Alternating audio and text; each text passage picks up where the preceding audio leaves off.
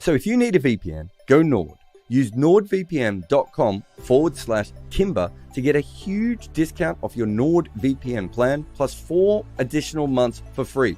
It's completely risk-free with Nord's 30-day money-back guarantee. The link is in the show notes. Protect your computer like a cricketer protects its nether region with NordVPN today.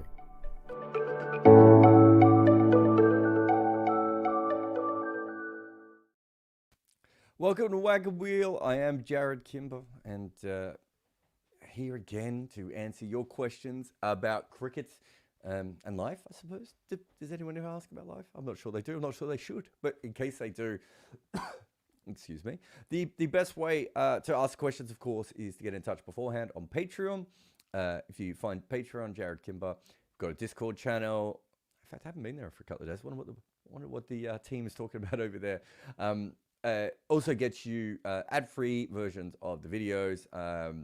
You can sign into my emailer as well. Oh, there's lots of things. You can chat to me if you want on there. What do you call it? Like I do a live call with some people on some levels of the Patreon. Anyway, Patreon's there. That's where people ask questions. If you are in the YouTube, and thank you to everyone who is already over here. I see who we got today. DM95, Natesh, Pervesh, Ayush, Arco. If you want to ask a super chat, I will definitely answer any questions on the super chat. If you just want to put general questions in, you're more than welcome, or comments, or anything else. Or as Shara just said, yo, Shara, yo. But let us get to the questions. Let us get to the Patreon, and then anything else that goes up in the YouTube, we'll have a look at later.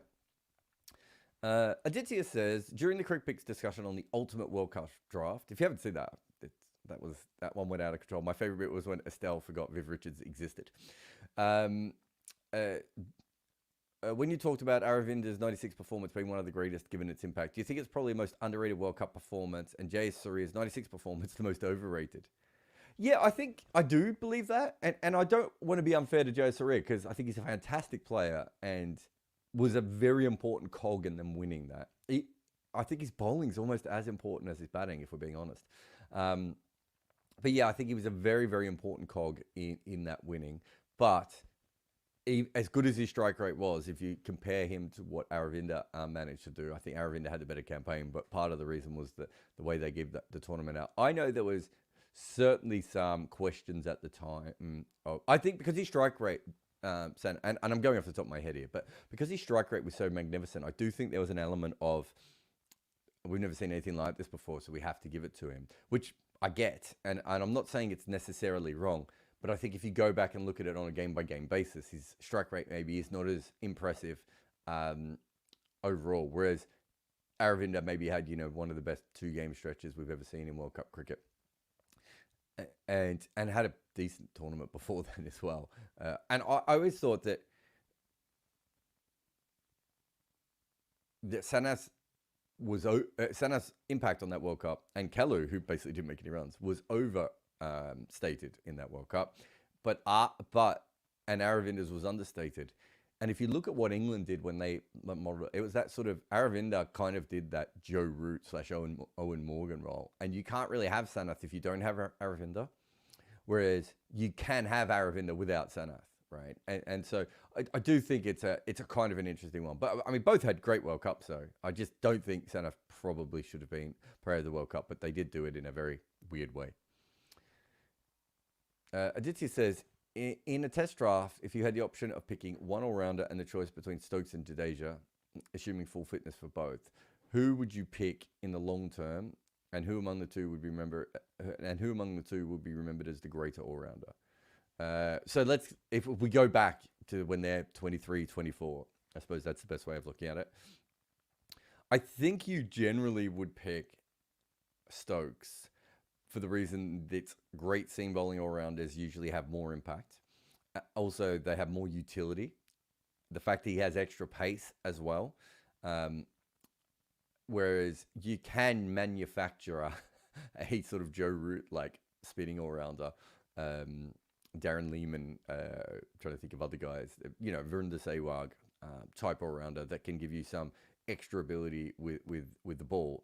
So a batter who can bowl a little bit of off-spin. Carl Hooper type player, Viv Richards, where you can still get some handiness, whereas you can't really manufacture a medium fast all-rounder, let alone a fast medium, let alone someone who can touch fast. So I think on that level, I think it's more important. I also think that throughout his career, Ben Stokes has been a top 6 batter all the time. And it took Jadeja a long time to get to that level. If Jadeja was at his level of play now, all the way through his career, I would find that a harder argument to make. But as an all-rounder, if you can't bat in the top 6, you are handy, but you are not necessarily revolutionary. Whereas I think Stokes' ability to bat 6, and certainly bat 5, means that they have a bowling option in their top 6, which gives them flexibility with, a wicketkeeper that they want to choose, or any, and they go into every game with 5 bowlers. So I think if you look at a big part of Jadeja's career, he was probably a number 7, which then relies on your wicketkeeper being a great bat, or he was even a number 8, I think, at times, earlier on. So again, I think that, having said that, it's possible to suggest that Jadeja has had a better peak, where his batting and his bowling has overlapped in more peak ways. But if you're looking at overall flexibility, even if Stokes isn't as good as Jadeja, which I think is probably fair by looking at their numbers, the fact that he can bat top 6, he probably still helps your team more than Jadeja, even if Jadeja's the better player. And I know that's confusing, but that just comes down to that automatic 5 bowling options, and then still being able to pick your, a wicket keeper based on some wicket keeping skill and everything else. By having Stokes in that side, you have incredible flexibility. Also, outside of Asia, it's very rare you're ever going to play 2 spinners. And so if you are in a situation like India is, where they have another great spinner, that there's a kind of an overlap. Whereas even in Asia, Stokes can play as your second seamer. So it's not for me. If you're looking for longevity over that, and they both give you a lot in the field in different ways. But if you're looking longevity over that situation, and it also would be different if Jadeja's bowling was a lot more like, I don't know, someone like Nathan Lyons, who doesn't even have as good an average as Jadeja, but just sort of works everywhere, and looks like a threat in the first innings everywhere, I suppose. That would swing it more. But I think Jadeja's much more of a sort of second innings bowler outside of Asia. I don't think there's much in it, though. And really, a lot of it just comes down to the top 6 stuff and the seam bowling stuff.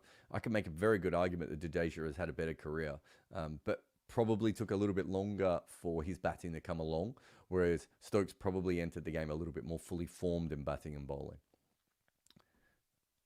Vikas says, as Virat and Rohit are back in the T20 team, India has 1 spot to grab in the top 6.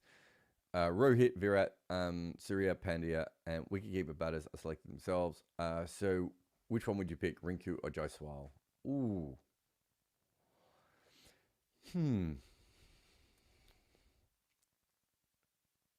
I mean, I probably wouldn't pick Rohit Virat, so I would probably have Jaiswal there. But you've got Surya, you've got Pandya. If Pandya's going to go nuts, and you have...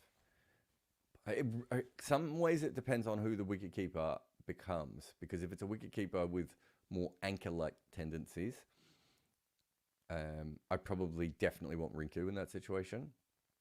But if it's Rishabh Pant, and I know we don't know if he's going to play, but a more explosive type wicketkeeper, then I could be argued that Jaiswal could do it, and then you do it that way. But I think if you've got Surya and then you've got Rinku, and then because you've got so I think it's Rinku. I think it's Rinku in that, just because there's an overlap of top order batters already in the kind of the lineup that you've put there. The only other way of doing it, of course, is that you have Rohit, Jaiswal, Virat, then you have Sky, Pandya, and the wicketkeeper. But then Pandya has to go back to old Pandya, right? He can't play any other way, and Sky's going to play like Sky. I think that works, but I think Rinku is when I look at that, Rinku is the person I want in that side. But maybe it doesn't fit as well as I thought it did. B. Bailey says, would you prefer a batter that makes exactly 50 every innings, or a batter that makes 150 every third innings and ducks otherwise?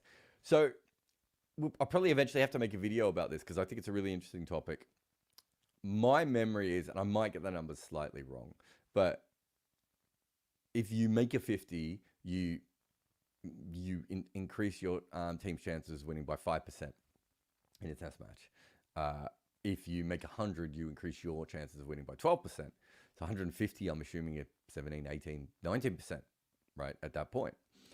I'm just guessing here. But as I said, we did this years ago, and we haven't really looked into it all that much ever since. But those are the numbers I remember a statistician, I think it might have been Jonas, who might have looked that up for me, back in the day, and we sort of came to that number. And it was his research, not mine. So, I might have got the numbers wrong, but I think that was the basic premise. So, on that, you want a player who makes 150 every third game, giving you, because it's such a bigger chance that you're actually going to win those games, right? You're doing it that way. But if you do that, it really depends on the kind of side that you have around that batter. And so I think if you have a good side with a good bowling attack, you actually want a player who will make 50 every innings. If you have an inconsistent team with a poorer bowling attack and not as good batting, you probably want a player who every 3 matches gives you a good chance of winning the game on his own. So I think that's how I would come at that question, Bailey. But it's a really good one, and I have been asked it before. It's not a particularly easy one to answer. Usually people go to 100. I love that you went to a Big Daddy change on that one as well. But yeah, it's certainly something that I think it's a really, really interesting question, and the way that you look at it. And there are probably bowling versions of this as well. James says, like most people, I find European Cricket League blooper videos amusing, but are they creating a reputation that will be difficult to shake as standards improve to the point of being worthy of being taken seriously? It's an interesting one with the European Cricket League. I remember, all these fake leagues that we've had, like the fake IPL, and I think there was another one in France and one in Sri Lanka as well. I think actually those ones were both in India, but one was Sri Lankan league on the face of it. I do believe that there is the reason that they got away with what they were doing is probably because a vast majority of cricket clips that have been shared online are shared by European cricket and Toby's Cricket District and those sorts of things, has kind of made cricket look a little bit more ridiculous, because the sort of things you get shown are quite funny. Maybe I'm pushing it too much, but certainly on my timeline, I see so many of Cricket District and European cricket stuff. It's an interesting one for the financial model of European cricket, because people are watching it and it does have a following, but it is obviously known as, laughably the lowest quality league in the world. Is there a point at which the cricket gets good enough that the audience naturally stays with them? Is it, once it gets good enough, it's no longer entertaining? Can it never be taken seriously by sponsors and fans because of all the funny footage we've seen early on? I don't know, because I don't think I've ever seen kind of a company go through this. I'm trying to think of, is the ABA in basketball something that was a little bit more fun and weird, ends up becoming the NBA? I'm trying to think if there's anything else. XFL was another one I was thinking of. I just can't really think of any time I've ever seen something like this before. So I don't know if it's a good thing or a bad thing. I suppose they must be making money off it somehow. So at the moment, it's working. My guess is when they go back to sponsors, they can just show them the sheer number of views that these videos are getting and say, look, this is what we're doing and it's working. Whereas maybe for some of us, we're going, yeah, it's working, but everyone's laughing at you. But maybe that doesn't matter. And honestly, as someone who's been in this sort of online creative space through my own stuff, but also I do a lot of consultancy with, new companies and everyone else coming through. There's certainly, there's the thumb. If I could ever remember to turn that off. If we ever get to a point where, when we get to a point with those sorts of things, branding is very important, but there's a big thing where people just say, we want this many subscribers, we want this many listeners, we want this many views. And at the moment, that's probably what they're getting, right? Let us take a break. and then we will come back with more questions from the Patreon. I am Jarrod Kimber. Thanks to the kind folks at FlexiSpot for looking after my office and my butt by sending me their E7 Pro desk that save your favorite desk heights at a touch of a button. You don't have to crank anything. This thing just finds the height that you like and you can work. And their BS12 Pro chair that supports my posterior while I'm recording, well, this ad and all my shows. If you need great desks, especially ones that change heights or the best quality chairs, head on over to FlexiSpot today. All right, Patrick says, if we pretend Bradman doesn't exist, would the test goat have to be a bowler given they have greater impact on winning games? I think if Bradman doesn't exist, it's Sobers or Callis. Just because of the impact they had on both sides of the ball. Like, you know, Imran Khan is probably in that discussion as well. I'm trying to think if there's anyone else. That's probably the three names. You know, if you're looking at impact on games, the ability to do that. Sobers is a mess, of course, because doesn't have a particularly great bowling record, but that's partly because he was two bowlers or sometimes three bowlers in one, and was massively over bowled as well. I still don't understand why West Indies bowled him as much as they did, but yeah. So I do think there's you know, Sobers, Callis are definitely, you know, arguments to be made, and maybe slightly less so Imran Khan, but although his last decade certainly puts him, probably vaults him back into that conversation. The problem with the bowlers on their own is it is very hard to separate all the great bowlers. I don't think I have an automatic answer for anyone. If someone was to ask me who's the greatest bowler of all time, I would find it very hard to give you a proper answer. Joel Garner would be very high on my list, and I don't think he'd be that high on most people's list. But the fact that he has one of the lowest averages of all time, bowling from first change, is phenomenal.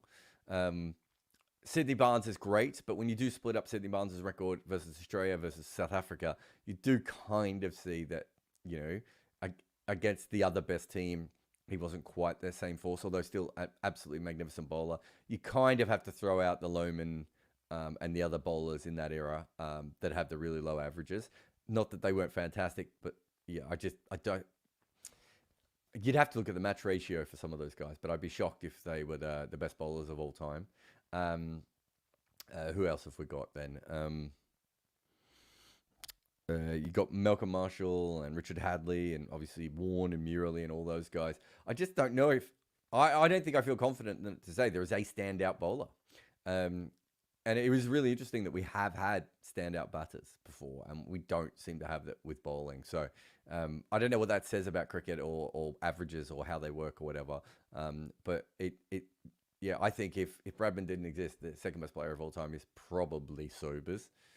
And, you know, with Callis very much there and thereabouts also. I think Callis and Sobers both have pretty good claims to be top 10 batters of all time, and pretty handy bowlers, right? So it's you know, you take Bradman out and you probably go to one of them. Rudra says, does Dan Lawrence coming back in for Brook benefit England since he's supposed to be a really good player of spin? I know he didn't do great last time, bowled between his legs or something by Ashwin. So I looked it up. He averaged 30 in across Sri Lanka and India when playing spin. That's low, but it should be said that no one else in England's team was anywhere near that. So there is something to be said for the fact that Dan Lawrence at least is not as net zero. I think Zach Crawley's average is 6 in those games. So, yes, it's probably a boost, but we don't know what Brook would have done, of course. So they still like to have Brook. I was a bit surprised that Lawrence wasn't there in the first place, but they've kind of got themselves in a position where they're telling all these guys they're going to play all this cricket and they're going to back them. It's probably hard to then say to your vice captain, Ollie Pope, actually, could you sit this one out? We'd rather have Lawrence here. Anyway, I still think Lawrence is probably the second best player of spin in Indian spinning against Indian spinners in India. But that might still be a very low bar, and who knows what will happen with Bazball. We've got a video coming out on the main channel tomorrow and everything about that. But yeah, it could be it could be an awkward one for India. But you know, I think he feels more comfortable against it than others. Whether that stands up over a long period of time, if he does play, will be interesting. Has Rohit been underrated as a death overs hitter in the past few years? Also, should he have been batting in that second super over? Underrated as a death overs hitter? No, I mean, if you're an opening bat, you get to the death, chances are you're going to hit pretty good because you've been out there for hours and you've really, or an hour and a half. You're set. You know all the bowlers. Most openers up their rate in the death, and he certainly does that and has been fantastic at it before. I mean, some of the players that we consider to be too slow, guys like Virat Kohli and Kane Williamson, their numbers in the death are usually spectacular as well. That's a really common thing. Should he have been batting in the second over? I haven't looked at the playing conditions, so I don't know. And I wasn't following the game 100. Like I was following it, but I wasn't like I'm going to look up the playing conditions on the Super Over. But I think I've said this before. I was more surprised you couldn't use the same bowler twice. And if you can use the same bowler twice, if you can't use the same bowler twice, then should you be able to use the same batter twice? I don't know. I maybe that will open up the discussion a little bit further. But if he retired hurt, then surely he could come back. If he retired out, then he shouldn't, right? I think that also makes sense. But as I said, I didn't look up the full conditions on that one. Abhinav says, love the Rafi Kohan conversation on sledging. Do authors, researchers usually come to you asking to be on your show, or do you go find interesting ones?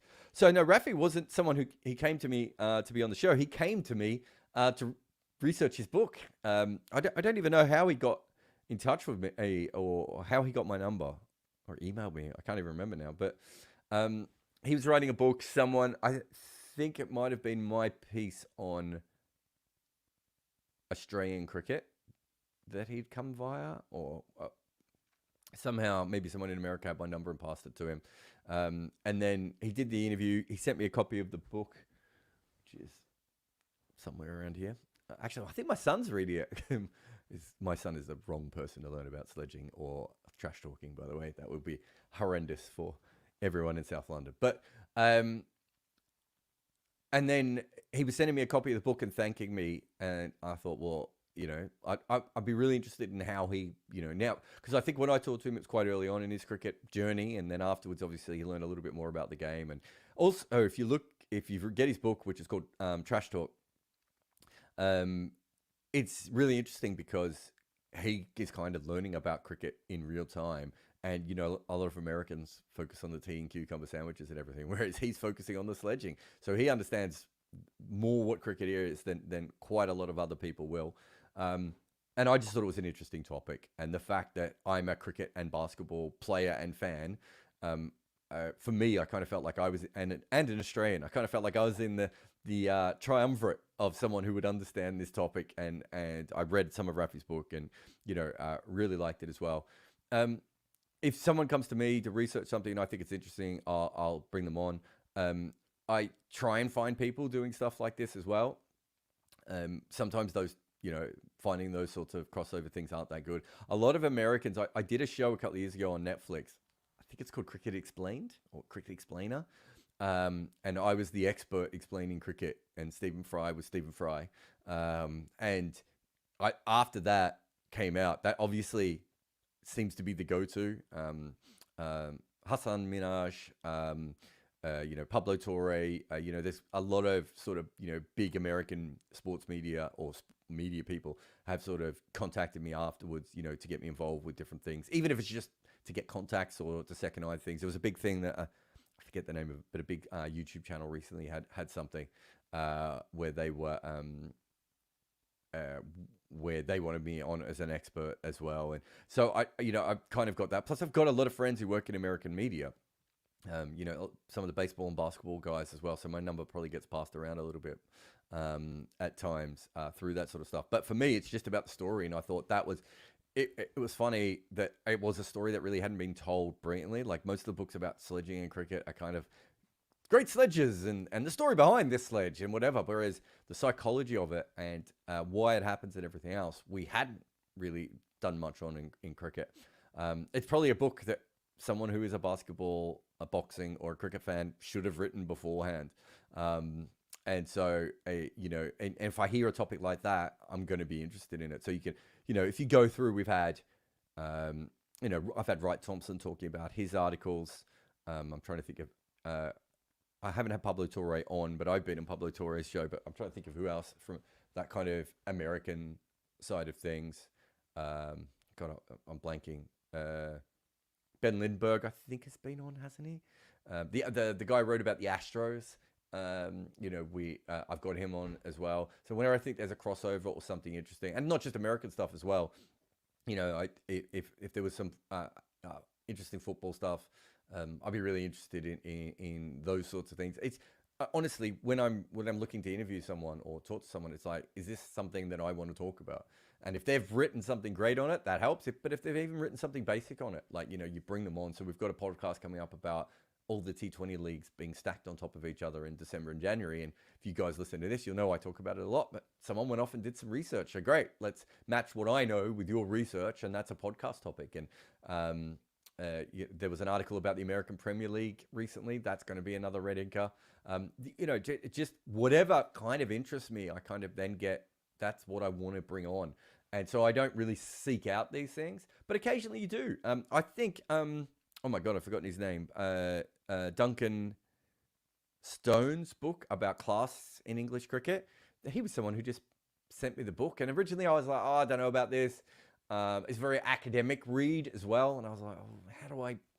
And then I thought, well, this is a topic I am really interested in. And it's obviously a very well-written book as well.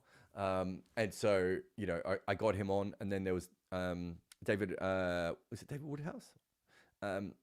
Who had a book about the West Indies in 1950s and England, whatever. He sent me a book. People send me chapters all the time. Actually, that reminds me. The ACS, the cricket statisticians and scorers. You want to do a partnership where we start to, because they write a lot of really interesting stuff as well. So sometimes people send it to me. I've got, I'm in a few different chats where people are sharing stuff as well. There's a really good emailer out at the moment as well, and I'm going to forget the name. Sorry for the person who writes the emailer, which has lots of really interesting cricket articles that get shared on a daily. I'm going to bring it up because it's unfair to him, because it's really worth looking into. And I cannot find his name. Here we go. It is called The Best of Cricket, Substack. Clicking on things like that. It used to be, most of my stuff used to be via Twitter, but now it's probably less so Twitter. But yeah, if I see something, hear something, just try and find things that are interesting. And sometimes you stumble into really interesting things as well. And, following other sports, especially basketball, as I do, sometimes these things just kind of pop up in front of you. Cam says, I've heard podcasters start saying the term center in the last couple of months, and I've never heard anyone else use it before. When I Googled it, it came up with a Bluetooth communications system. So James has told him it's South Africa, England, New Zealand, and Australia. A little bit unfair on that one too, because it should be West Indies. It should be center, probably, if we're being honest, although West Indies is almost a law unto themselves when it comes to pitches. But yeah, Cam, it's actually been around for quite a few years. I think it really started as a cricket Twitter thing, maybe an Indian cricket Twitter thing, or Pakistani cricket Twitter thing. That's when I sort of first started noticing it. But commentators have mentioned it on air for the last 3 or 4 years as well. I think it's just become to a point where it actually had it got really popular, and then people started complaining about it. And the main complaint was Asian cricket saying, there isn't the opposite of center. And I was like, well, there is. There's Asian wickets. Like, it makes sense.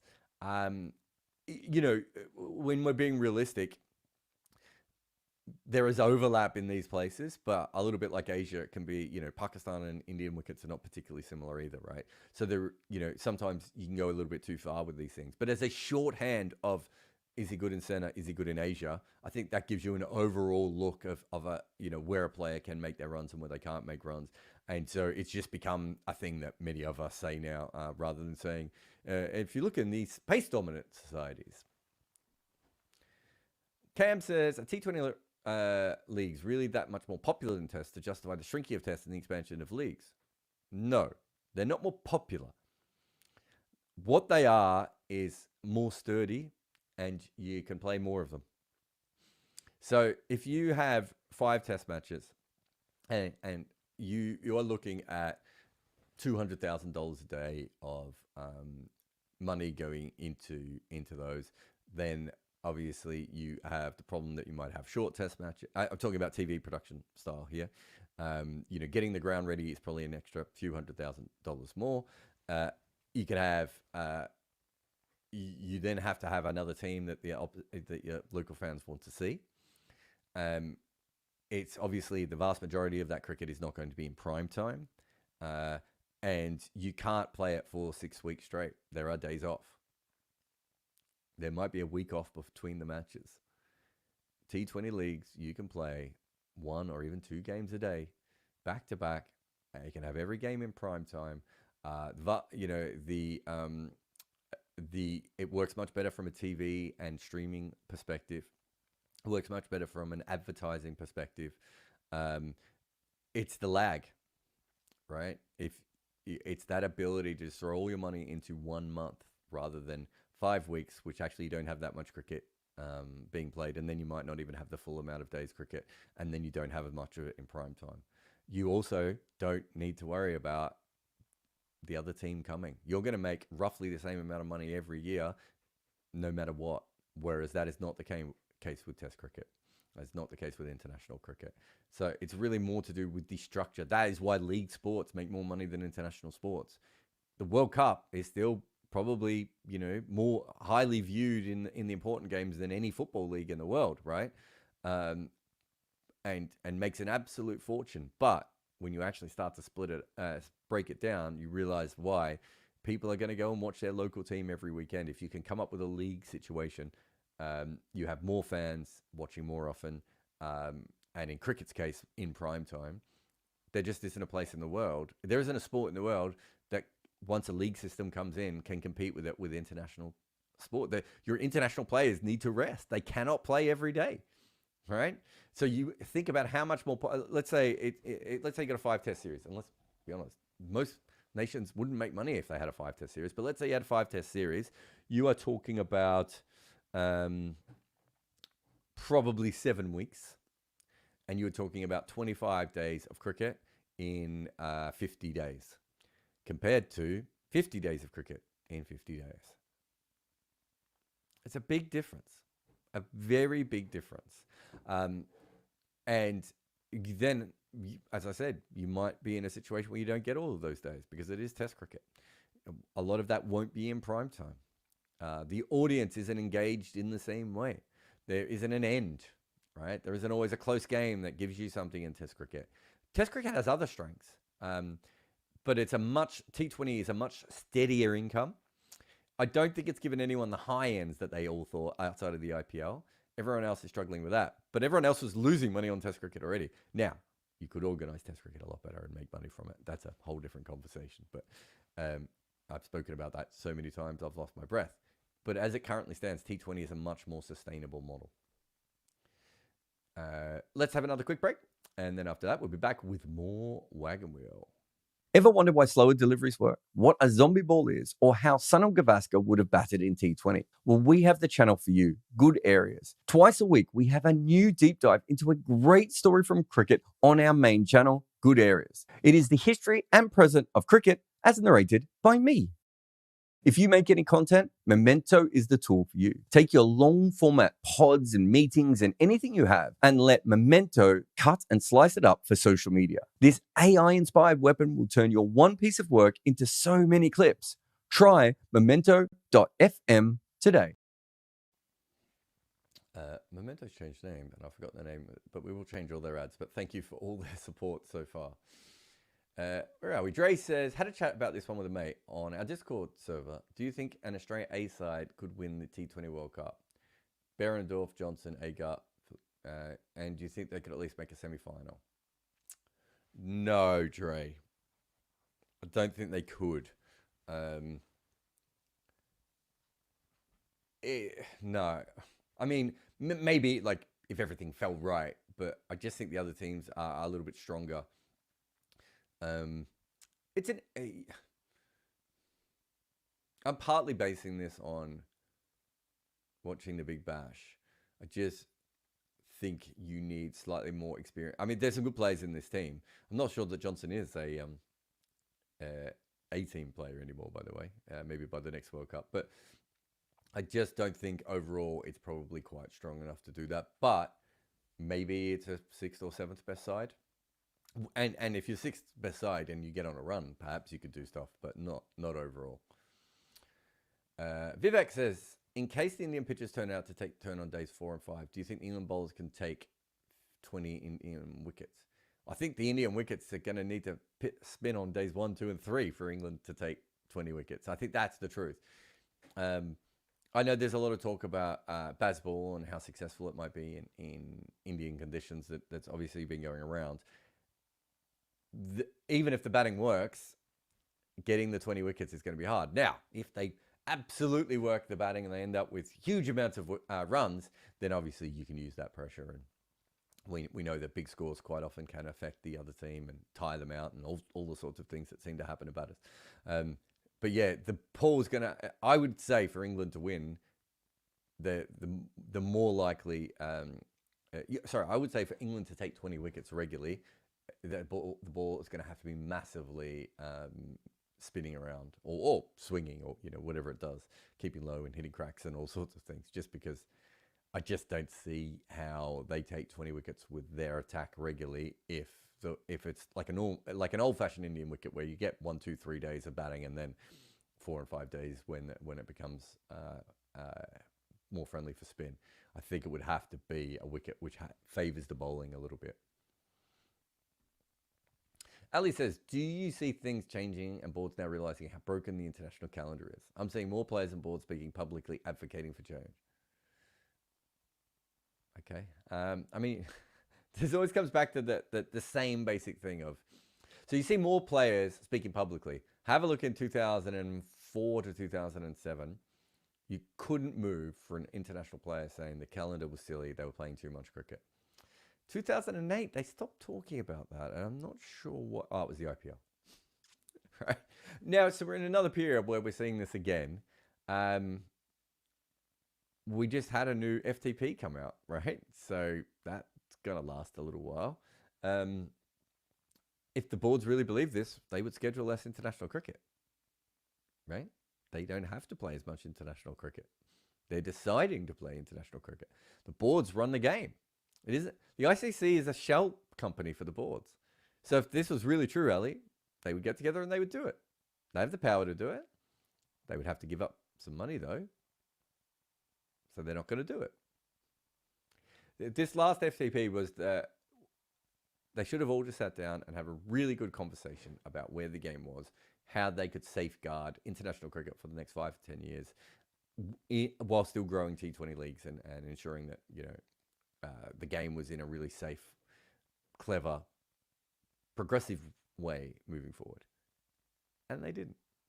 They just put a bunch of more international games into a schedule that already doesn't make any sense. Why does the schedule not make any sense? Because no one is in charge of cricket. There's not a single organisation whose job it is to run bilateral cricket. It's bilateral cricket that is the issue. Just, if you're a board and you think there should be less cricket, play less cricket. Feels simple. James says, is there a potential for the IPL? Oh, sorry. Is there a potential for an IPL team to get a strategic advantage by picking Pakistani players? Yes. Appreciate would be a political firestorm. Well, I mean, we have had Pakistan players in the IPL before. Would it be a firestorm? Yes, but it has existed before.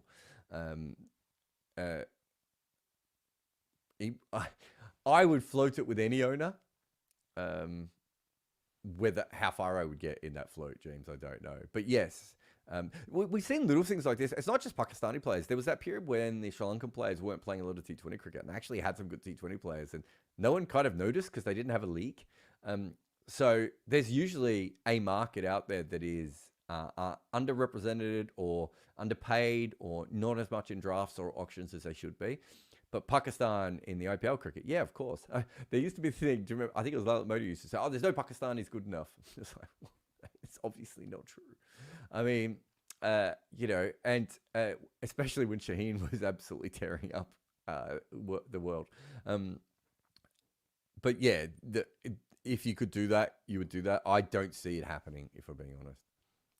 I should say now, I kind of think one day things will go back to a different way. But the sort of alt-right movement in so many countries around the world at the moment, they just make common sense things impossible with their absolute bullshit culture wars.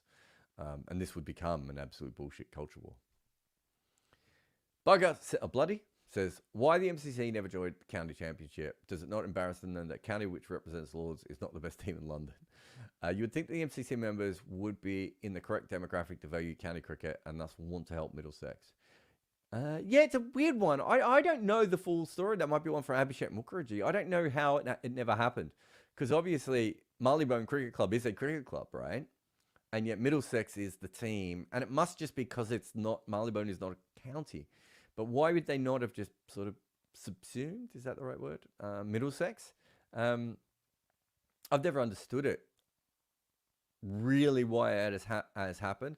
There's also briefly, of course, the London County Cricket Club, which W.G. Grace was involved with towards the end of his life. If that existed, I kind of feel like there would have been a way, but maybe it's just the county thing doesn't work. But I don't think I knew until I moved to the UK that this was even a thing, bloody. So I don't know how many people know, but I don't know that much about the history, that side of the history of the MCC.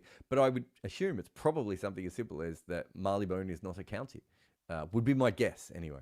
But weird that when England toured, they toured as the MCC, and then the MCC didn't actually play at home, which doesn't make a lot of sense. Does that mean the MCC thought they were above county cricket?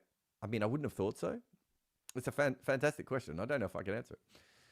Bobby O, Joe Root, over and under 5 wickets across the series. Oh, I get more than 5 wickets, Bobby O. I think he'll probably have one spell where he does something and everyone will tell me he's a frontline bowler again. And then by the end of the series, he'll probably, have quite a high average on low usage. Actually, no, it might be a high average on medium usage. Should get between 8 and 12 wickets, I would have thought, in a 5-test series, considering the workload he's going to have to bowl. 2 young kids, one of which may not get in the country. Another leg spinner, I suppose, so 3 young kids. I would have thought that Joe Root's going to have to bowl quite a bit. There are some issues. And if the pitches are ragging, he should get certainly more than 5 wickets. I don't have any doubts there. William says, what stats and attributes do selectors look for when picking women's test matches due to the lack of domestic first-class records? There is lack of domestic first-class records. There isn't always lack of red ball cricket. There are some stats and, obviously it is played in some countries, not probably enough.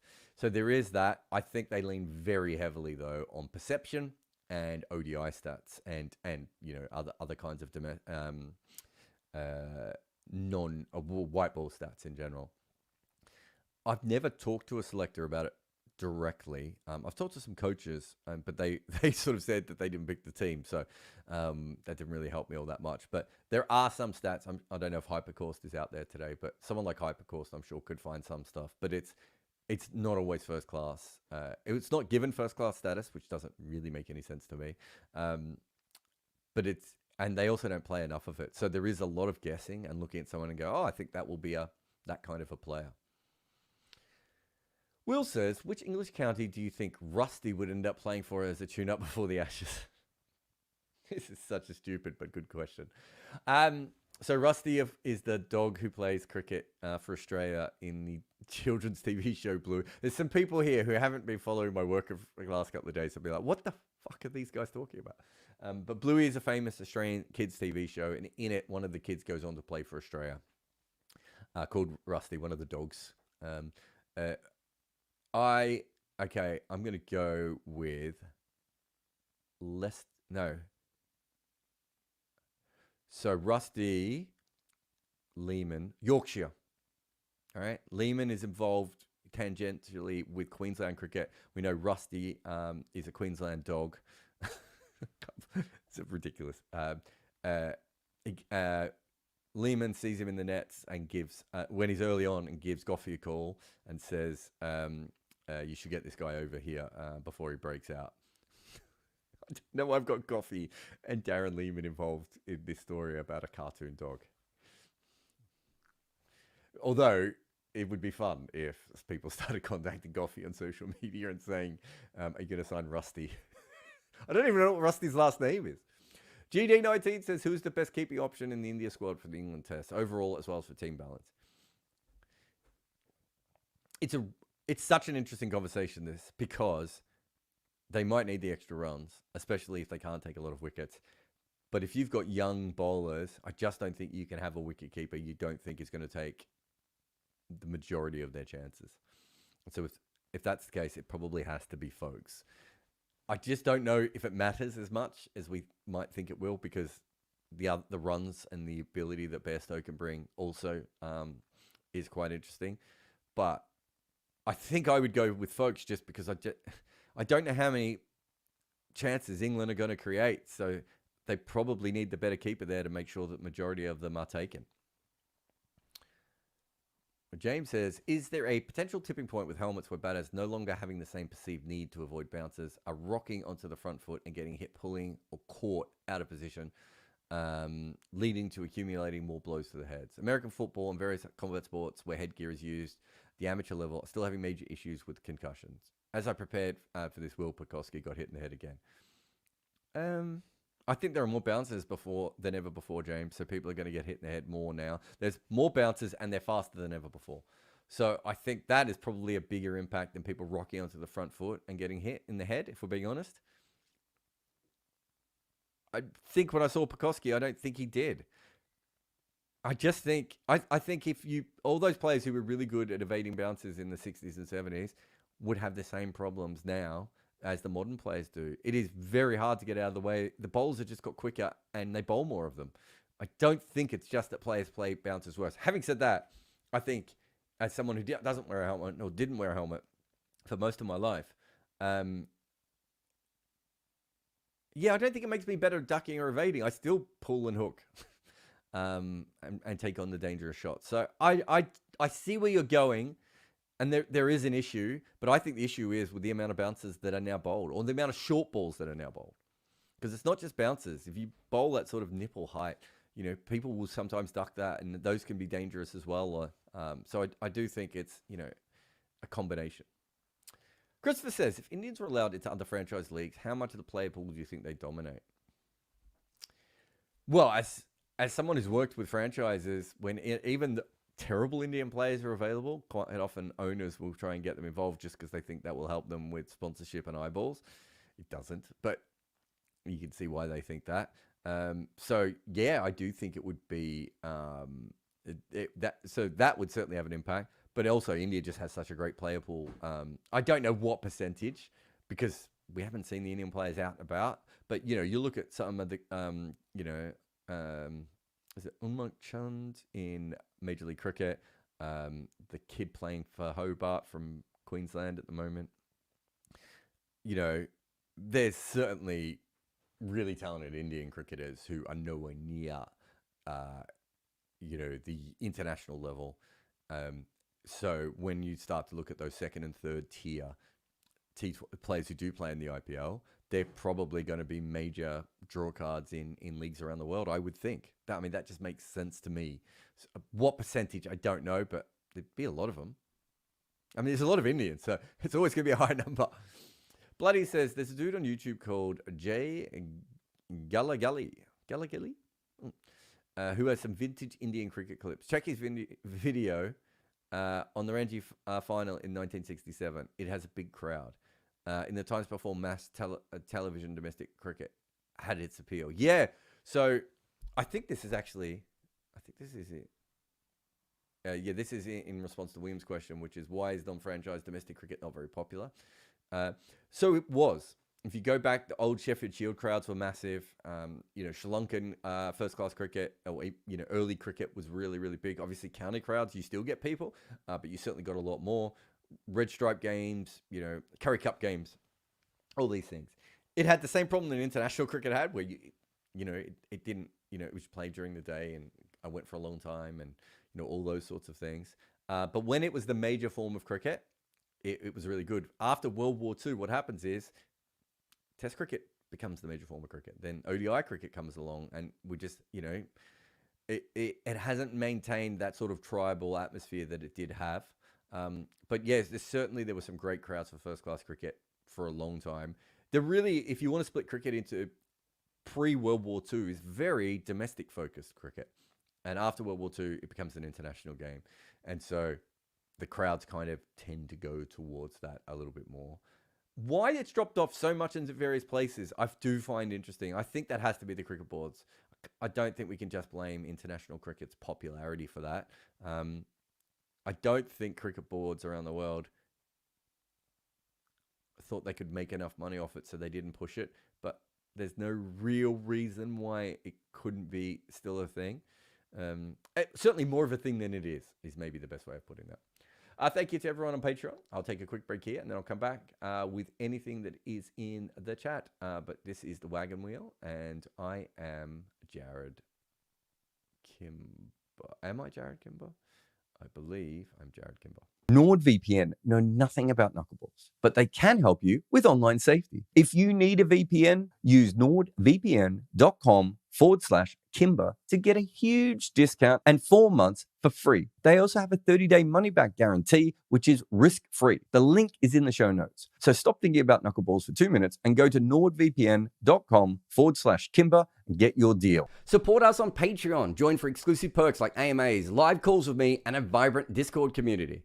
Enjoy ad-free content, early podcast episodes, and access to my emailer, plus behind-the-scenes stuff.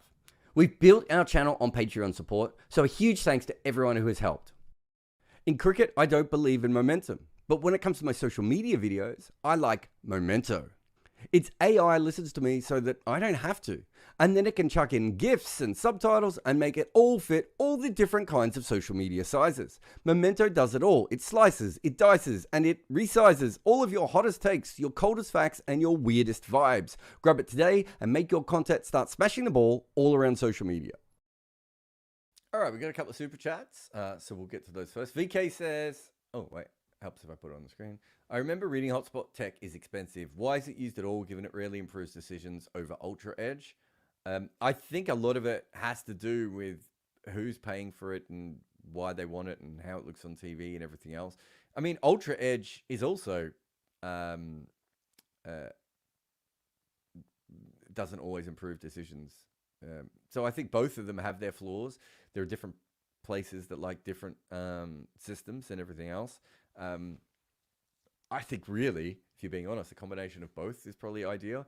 But I wrote about Hotspot like over a decade ago on Cricinfo, saying it seems like it's not the best system. But yeah, there are still some people who like it in cricket. But Ultra Edge has many issues. Like a bat creaking handle can still give you out on Ultra Edge, and other noises, I think, as well. So there is no perfect system, I think is the best way of putting it.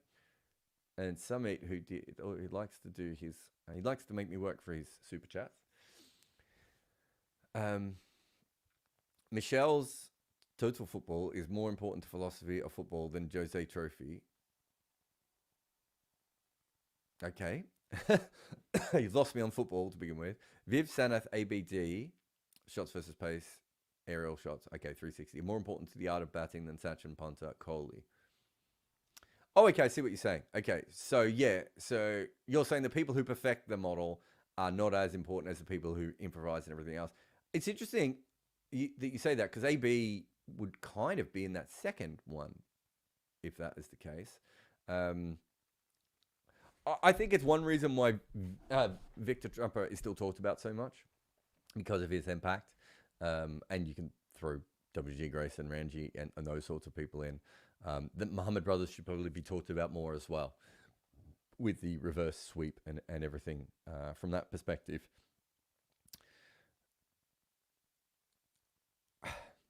The best way to... It's weird when you say more important, because the pioneers need to do the thing, but also, like... and when it comes down to it, that's so interesting. Is it more important to the art of batting? No, because I think Sachin, Punter, and Kohli, the three that you mentioned there, are also important to batting, but probably not in ways that is as obvious. Like, for instance, I think Ponting was very important in the way that we played fast bowling. I think Kohli was probably very important in having a cover drive that can disrupt, can kind of cover drive kind of any ball in that kind of way. Sachin showing anchor players that they can score quicker. Like, you know what I mean? All these things are there as well. I do think that Viv has a very special place in the art of batting. And I think Sanath is a really, really interesting one that you've mentioned here as well. But I think AB almost for me fits a little bit more in. Yes, he had more range than the three guys below him, but he was still perfecting shots that already existed or methods that already existed. Whereas I think Viv kind of takes something that exists and took it to a different level, and Sanath obviously did the same thing. But I do get your overall point. Oh, no, wrong one. On to this one. DM95 says, is Susie Bates the best player never to play Test cricket? It's so hard because she hasn't played Test cricket. And I suppose there have been great players from non-Test playing nations all the way through. They've beat, lots of early Sri Lankans and possibly, Afghanistanis and Irish players. There's some really good Irish players when you go through the history of Irish cricket, Scottish players, etc. Barton King is, would be right up on that list from America as well. And, lots of great players. The Fijian player, the Mexican player. Like, we know there have been greats I did a podcast series about, great players from these other countries. So I think there's lots of situations where that sort of stuff has happened before as well. So yeah, I do think it's not quite as straightforward when you look at it that way. But she's top 5 or top 10. I would have thought. Ridiculous that she hasn't. Natesh says, now that TNT has secured the UK broadcast rights for India series and not TalkSport, I'm assuming you won't be travelling to India. TNT is a TV channel, Natesh. TalkSport is a radio channel. So I'm still working for TalkSport. They're still doing it. I was supposed to be going, but due to visa issues, I am spending, I'll be in England for the whole 5 tests, but I'll be on TalkSport all the way through. So if you want to come listen to TalkSport, I'm not sure if we're doing a YouTube live stream as well. I don't know what the full situation is, but certainly it will be. You can find TalkSport via their app or however you find radio stations these days. Keshav says, would an England win surprise you on this tour? No. I think baseball brings such randomness that it can do it.